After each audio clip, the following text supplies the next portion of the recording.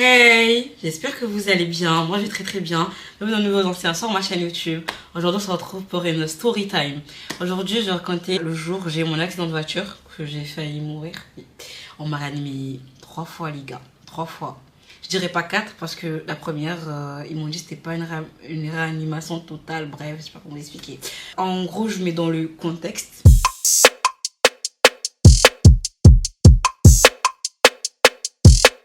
Moi, j'avais l'habitude de ramener ma voiture pour aller à Paris, pour aller prendre les marchandises pour mon magasin et tout, pour éviter de payer des frais de livraison et que ça me permette de négocier des prix et de découvrir d'autres fournisseurs de produits, quoi. J'allais souvent, des fois je rentrais très tard, enfin jamais eu de problème et tout. Je faisais même dans la semaine beaucoup d'allers-retours, des fois je rentrais tard la nuit, des fois je partais en journée, tout en journée. Bref, c'était mon quotidien, aller sur Paris pour mon commerce. Juste après, il y a eu le mariage d'un ami, il m'invite à son mariage et moi je me suis jamais déplacée pour aller à un mariage. Comme quoi, faut pas casser ses habitudes. Mon ami me dit, ça sera sur Paris et tout, nanana. Moi, je dis, ah, vas-y, cool, bah, je viendrai et tout. Le week-end d'avant, j'étais à Paris pour un mariage, mais celui de ma cousine. Mon père, il m'avait dit quoi? On va pas au mariage et tout. Parce que mon père, il a jamais senti mes allers-retours Rennes, Paris, toute seule dans la voiture et tout, nanana. Et lui me disait de pas aller, ou du moins que je cherche quelqu'un qui conduit à ma place, que je prenne le train, quoi, mais pas que moi je conduise. Ou bien, il m'a dit, au pire, comme là, vous allez pour Aïcha, bah, vous restez pour le mariage du week-end d'après. Aïcha, c'est ma cousine du coup. Pour le week-end d'après, comme ça, voilà. Bah, je suis repartie parce que je pouvais rester. J'ai mon commerce à gérer ici sur Rennes et tout. Et du coup, le truc, c'est quoi? Ça veut dire on est parti et tout. Et on est parti au mariage. En plus, c'était trop bien le mariage. Et moi, comme ben, tu vois, comme je croise pas tout le temps des gens et tout, là.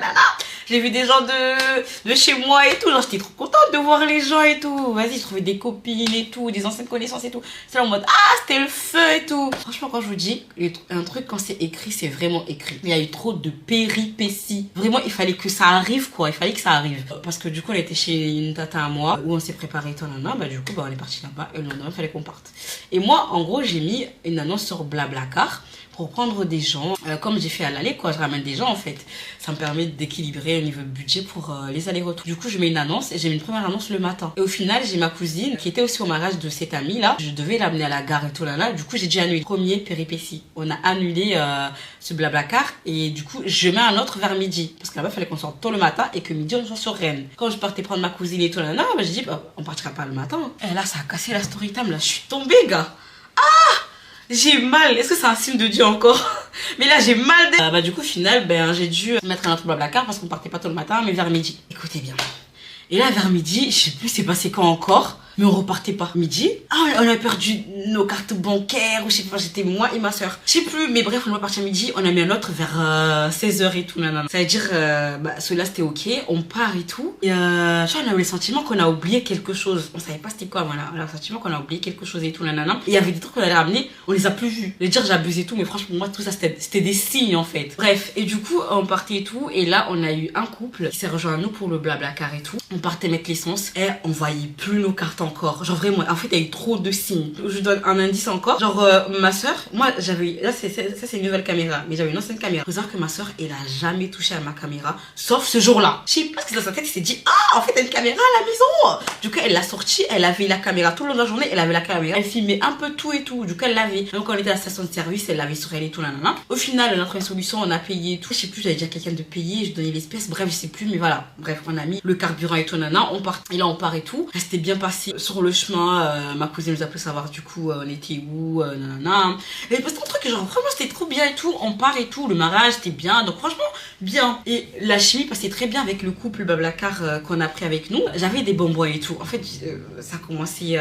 Mon souvenir, il est vraiment fixé à partir de là. Ça veut dire, moi, j'avais des bonbons dans la voiture. Non, on mangeait des gâteaux et tout aussi. Et du coup, on propose au couple s'ils veulent prendre des gâteaux et tout. Et le c'est important parce qu'après, là, maintenant, c'est ça qui me permet de justifier en quelque sorte que la fille était tombée au final. Et du coup, quand on lui donne les gâteaux, moi, je me suis retournée, j'ai vu qu'il avait pas mis sa ceinture et tout. Je me dis que t'as pas mis ta ceinture, tu vois. Bref. On continue et tout. Et en fait, ce qui se passait quoi? L'accident s'est passé au niveau de la route entre Paris, Le Mans, Rennes. Tu vois ou pas? Ça veut dire on avait quitté Paris, on était sur Le Mans, entre Le Mans et Rennes.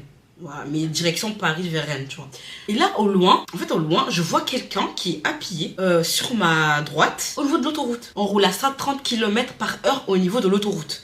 Je vois quelqu'un qui est appuyé sur ma droite. Du coup, bah, logique, comment vous expliquer? Mon esprit, il est sur lui.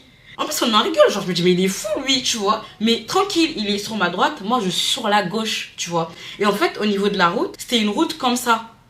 On dirait une petite pente. Je sais pas s'il y a des gens qui font ce trajet Paris-Rennes, mais à un moment, au niveau de la route, on dirait une pente, on voit pas très bien là-bas. Genre, on dirait une pente un peu comme ça. C'est-à-dire que tu vois pas vraiment. Du coup, moi, je vois, genre, on se dit, mais il est fou, tu vois. Et bref, on continue, je continue de conduire tranquillement et tout. Et là, moi, mon esprit, il est pris par une personne qui est à pied sur l'autoroute. Donc forcément, je sais pas comment vous expliquer, mais du coup, moi, dans ma tête, bah, je dois pas l'écraser, quoi. Tu vois, c'est hyper dangereux. Bref, du coup, je roule et tout. Et en fait, il y a une voiture devant moi. Et le temps que je me rende compte que cette voiture, en fait, elle bouge pas, c'était trop tard. Parce que du coup, j'étais à 130. Le temps que je me dise, en fait, la voiture là, elle est immobile, en fait. J'allais dévier, mais j'allais trop vite, c'était à 130. Du coup, ça a pris le coin de la voiture comme ça. Et là, on a fait des tonneaux. Et moi, je veux tout ça, mais moi, je me rappelle plus vraiment parce que je me suis évanouie, je sais pas combien de fois, et j'étais coincée au niveau du volant. Vous voyez, ma tête là, elle était rentrée dans le volant. Mes genoux, ils étaient comme ça, j'étais coincée dedans, et je me suis évanouie, je sais pas combien de temps, et j'étais blessée de partout. Je saignais, c'était horrible, les gars. C'était horrible. Et du coup, la voiture, oui, j'ai dû faire une pause, je suis désolée. La voiture. Elle a tourné, et moi je dis ça, mais en vrai, ça on m'a dit, hein, les tonneaux, ça on m'a dit, mais moi, genre, j'ai pas de souvenir, parce que, comme je vous dis, j'étais. En fait, ma tête, elle était encastrée, je sais pas comment vous expliquer. Là, si par exemple, ça c'était, ouais, le volant et tout, et un petit espace comme ça, là, bah en fait, ma tête, ça là, c'était dedans, mon cou ici, et mon siège, il était comme ça. Comme ça. J'étais emboîtée en fait. Je sais pas comment vous expliquer, mais c'est comme on m'a mis comme ça et j'ai sorti dedans là, comme ça, tu vois. Bref, et du coup, faut savoir que, c'est-à-dire ça s'est fait sur plusieurs mètres. Et moi, il n'y avait qu'une voix qui rentrait dans ma tête. J'entendais ma soeur qui disait Salwa, Salwa, Salwa, Salwa. Genre, elle disait ça et tout. Et en fait, c'est le seul souvenir audio que j'ai. Du coup, en fait, je me suis réveillée, coincée. Alhamdoulilah, je sais pas d'où j'ai eu cette force. Je sais pas, en fait, j'étais comme ça, j'ai tenu le volant comme ça. Et j'ai mis ma main, j'ai tiré, comment on appelle le frein à main là. Je l'ai tiré en fait. Du coup, ça a arrêté la voiture. Mais j'ai tiré le frein à main et ça a arrêté la voiture niette. Et je vous jure que là, à ce moment-là, j'ai senti les pires douleurs que j'ai pu ressentir, du moins jusqu'à maintenant dans ma vie. C'était atroce, j'avais trop mal. J'avais vraiment mal. Et ce qui fait le plus mal, c'est en fait, je voyais ma soeur, on était coincés, et en fait, il y avait de la fumée qui commençait à se faire au niveau de la voiture et tout. Du coup, je dis à ma soeur que tu dois sortir, tu dois sortir. Et heureusement, parce que ça l'a limite sauvé, elle n'avait pas monté toute, comment on appelle, toute la vitre. Et du coup, elle est passée comme ça. Elle est sortie. Et du coup, elle essayait de me sortir. Mais moi, en fait, tout était bloqué. Je ne pouvais plus sortir au niveau de ma portière et tout. Et là, en fait, c'était passé quoi? Le monsieur qui était derrière, parce que le monsieur était vraiment à côté derrière moi et la dame derrière ma soeur. En fait, quand il y a eu le choc, le monsieur, il a tiré mon siège comme ça. En fait, c'était, je sais pas, il l'a poussé vers le volant. En fait, c'est lui qui a avancé mon siège. Et en fait, sa femme, quand elle n'a pas mis la ceinture, ça l'a propulsé. Et du coup, elle est venue vraiment me mettre ma tête dans le truc. Vous voyez ou pas? Bref, et du coup, ma soeur, elle a pu sortir. Le monsieur, bien sûr, lui, s'occupe pas de moi, parce que sa femme, elle bougeait pas et tout. Et en fait, la fumée, elle augmentait, elle augmentait. Et le truc, c'est que je me suis sortie toute seule. Hein. Je me suis sortie toute seule. Encore une fois, c'est Allah, c'est Dieu, il était là, c'est Dieu. Moi, comme je me dis, c'est Dieu, il était là pour moi ce jour-là, vraiment, alhamdoulilah. Et je suis sortie comme ça, genre, vous voyez là, je suis comme ça. En fait, j'étais serrée comme ça. En fait, je suis sortie comme ça. Et heureusement, je suis souple, alhamdoulilah. Genre, vraiment, je suis sortie comme ça, d'une manière latérale et tout. Et là, je sors. Et en fait, je sors, je vois la dame, elle bougeait pas. Et là, je commence à dire, madame, madame. Et je me suis re-évanouie, enfin bref. Et là, je me suis réveillée. Tout ce que je demande, c'est ma soeur et la dame, ma soeur et la dame. Et en fait, le truc, c'est quoi? Je pense que c'était le monsieur qu'on a truqué là et tout.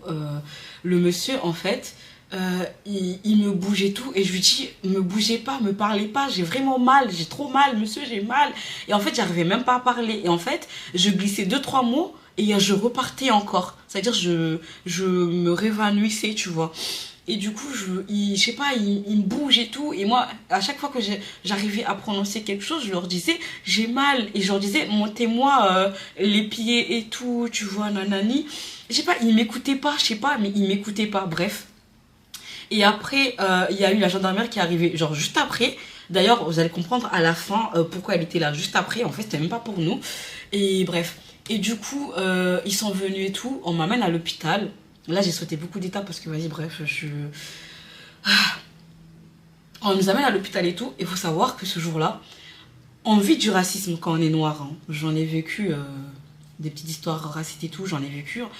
Mais ce jour-là, c'était vraiment pire. Parce que déjà, j'étais mal, j'étais impuissante. Pour moi, c'était plus que injuste en fait. Bref, on est parti à l'hôpital, c'était l'hôpital du Mans. On part à l'hôpital et tout. Et comme je vous dis, on m'a réanimé je sais pas combien de fois, tu vois. Et en fait, genre, comme toute procédure, quand tu as un accident, ils te font passer des radios, scanners, de A à Z, machin. Alors, je me suis réveillée, après une fois, je leur ai dit, j'ai mal ici. En fait, moi, je savais exactement où j'avais mal. Je leur ai dit, j'ai mal au niveau de la hanche, ici. Pour moi, ça c'est poitrine en fait. Du coup, j'ai essayé poitrine et bah ici, j'avais pas besoin de dire, j'étais toute défigurée, bref. Elle me disait non, t'as rien, en vrai, t'as rien. Et heureusement, cette procédure, elle est obligatoire. Parce que du coup, le fait qu'il fallait obligatoirement qu'ils me fassent passer un scanner entier, ils ont vu que j'avais la partie gauche entièrement endommagée. Mon genou, il a pris un coup, l'articulation du genou. Ma hanche, elle s'est déplacée. Au niveau de mes côtes, niveau gauche, non, c'est 3 qui sont cassés, 2 qui s'étaient déplacés. Bref. Et je vous jure, ça fait vraiment mal les côtes cassées. S'il y a quelqu'un qui a déjà eu les côtes cassées, il vous dira en commentaire. Les côtes cassées, c'est vraiment une douleur abominable. Et du coup, en fait, quand je vous dis c'était raciste, c'est pourquoi? Déjà, ça veut dire on m'a laissé là. Et moi, ils m'ont dit hein, qu'ils m'ont animé 3 fois et tout. Nanana, que... Il m'a même sorti une phrase. Et cette phrase, limite, je l'ai gardée. C'est comme le résumé de mon accident. Il m'a dit... parce que tu vois un chat il a 9 vies et il m'a dit si t'as les vies d'un chat aujourd'hui t'en as épuisé 4. Heureusement c'est grâce à eux que je suis encore là, mais le traitement qui a suivi après c'était impensable. Ça veut dire moi je bougeais pas, je pouvais pas bouger et tout et j'avais mal, voilà. Et en fait à un moment il fallait que je fasse pipi, enfin j'avais des besoins quoi. Et je demande, parce que déjà moi j'étais alitée comme ça, c'est-à-dire je peux pas bouger, et je demande à ce que on m'aide. Et l'infirmier me regarde et dit tu peux le faire tout seul en fait. Du coup je le regarde, mais en fait comment il veut que je le fasse toute seule, tu vois. Il est venu, tu sais les robes là qu'on te met parce que j'étais au bloc opératoire et tout, tu sais les robes là, du coup ça veut dire, il m'a levé la robe, ça veut dire que tu me voyais en fait. Et j'étais là, et la porte n'était pas fermée. Ça veut dire que toutes les personnes qui passaient là, ils me voyaient. Moi, j'étais là, toute nue comme ça. Et en fait, je bougeais pas. Et dans tous les cas, moi, je voyais même pas là-bas parce que j'étais comme ça, quoi. Et j'étais là, je disais, j'ai besoin d'aide. Et tu vois, il y avait un bouton où j'appuyais. Je dis, j'avais besoin d'aide. Genre, j'avais trop mal et tout, non. Et là, il y avait, parce qu'il y avait 2 Renois. Je crois un, c'était un docteur. Et l'autre, c'était une infirmière ou 2 infirmiers, je sais plus, bref. Et on dirait, elle voulait venir m'aider. Mais à chaque fois qu'elle venait, on l'appelait. Ça, je dis que c'était vraiment raciste dans le sens où à chaque fois, elle disait mais il faut qu'on l'aide et tout. Elle disait mais non viens c'est pas grave on fait autre chose en attendant. Bref. Du coup ils m'ont relâché une première fois. Ça veut dire ils m'ont relâché une première fois. Ils m'ont mis debout, je suis tombée devant eux. Ils ne sont pas dit peut-être faut pas la relâcher tout de suite. Non. Ça veut dire que moi je me suis réveillée après que je perde connaissance. Ils me disent encore que non je dois partir. Ils me remettent encore sur pied. Je me réveille encore. Je me réveille je sais pas une 3e fois. Et là, tu sais, ils ont dit quoi à la 4e fois? Ils se sont dit, écoutez, flemme, elle fait que tomber et tout. Ils m'ont mis sur une chaise, ils m'ont laissé à l'accueil. Je suis de Rennes, je connais personne au Mans. J'étais pas en état d'appeler qui que ce soit ou je sais pas quoi, nanana. Du coup, ils m'ont laissé là, j'étais au niveau de l'accueil comme ça. Je regardais, j'avais mal, je savais pas quoi faire. Pour vous dire la vérité, je sais pas, je me suis évanouie combien de fois sur ce fauteuil. Personne n'en avait rien à foutre. Et là, je vous dis en plus l'histoire, j'ai sauté beaucoup d'étapes que pour moi, j'ai pas à les exposer là, hein, vraiment. Là, c'est pas les plus choquants. Bref, du coup, on m'a laissé là. Et en fait, comme il y avait aussi ma soeur, et quand j'étais dans l'ambulance, à un moment, quand j'étais consciente, j'avais dit, s'il vous plaît, amener ma soeur dans le même hôpital que moi parce qu'elle à la base il voulait pas. On dit s'il vous plaît, en plus ma soeur elle venait d'arriver en France. Je dis elle est mineure déjà donc vous n'avez pas le droit et je suis sa tutrice et elle connaît pas du tout ici donc sans se perd et voilà et moi j'avais pas mon téléphone donc c'est elle qui avait tout nanana bref. Et heureusement ce Domblose était gentil et tout et du coup bah ma soeur en fait elle a pu appeler ma tante où on s'est préparé et du coup bah ces tantes là elle a appelé de la famille qui sont venues nous chercher nanana. Jusqu'à maintenant il n'y a jamais eu de cette histoire hein. Vraiment j'ai jamais été dédommagée rien.